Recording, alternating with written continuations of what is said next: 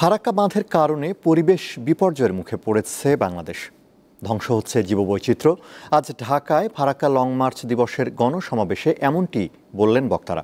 ভারতের সঙ্গে অভিন্ন ৫৪টি নদীর পানির ন্যায্য হিস্যা আদায়ে ঢাকাকে জাতিসংঘে যাওয়ার পরামর্শ দেন তারা। নামে নদীমাতৃক বাংলাদেশ হলেও দেশের অনেক নদী হারিয়ে গেছে। আবার উজানে বাঁধের প্রভাবে যেসব নদী টিকে আছে সেগুলোও মৃতপ্রায়। এমন বাস্তবতায় শুক্রবার পালিত হলো ফারাক্কা লং মার্চ দিবস।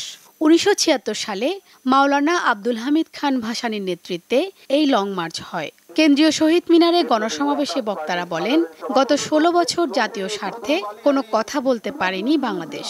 ভারত একটা পানি অপরাধী, ভারত একটা পানির সন্ত্রাসী এবং বাংলাদেশকে ঢলের সময়, বর্ষার সময় তারা ডুবিয়ে মারে, আর খরার সময় পানি প্রত্যাহার করে আমাদেরকে মরুকরণ তারা করে দেয়।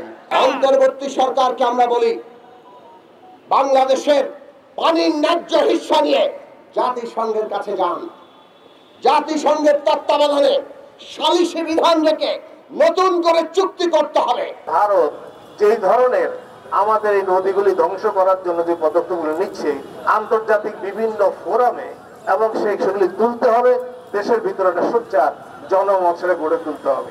আমাদের যে নেচার, আমাদের এই যে চারপাশে গাছপালা, তাদের সেই জীব বৈচিত্র্য ধ্বংস হয়ে গেছে।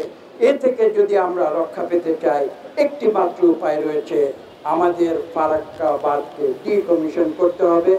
বিদেশিদের মাধ্যমে চট্টগ্রাম বন্দরের ব্যবস্থাপনা এবং রোহিঙ্গাদের জন্য করিডোরের উদ্যোগের বিরোধিতা করেন আলোচকরা। আমাদের অর্থনীতির প্রধান পাইপলাইন চট্টগ্রাম বন্দর তারা উন্নত ব্যবস্থাপনার নাম করে বিদেশি কোম্পানির কাছে তারা তুলে দেওয়ার পায়তারা করছেন। কতটা পরিষ্কার, বিচার, সংস্কার, নির্বাচন একসাথে চলতে হবে। এই তিনটার মধ্যে কোনো বিরোধ তৈরি করে অন্য কোনো মতলব বাংলাদেশের মানুষ গ্রহণ করবে না। এদিকে ফারাক্কা লং মার্চের ৪৯তম বর্ষপূর্তি উপলক্ষে রাজশাহীতে শোভাযাত্রা ও আলোচনা সভার আয়োজন করা হয়।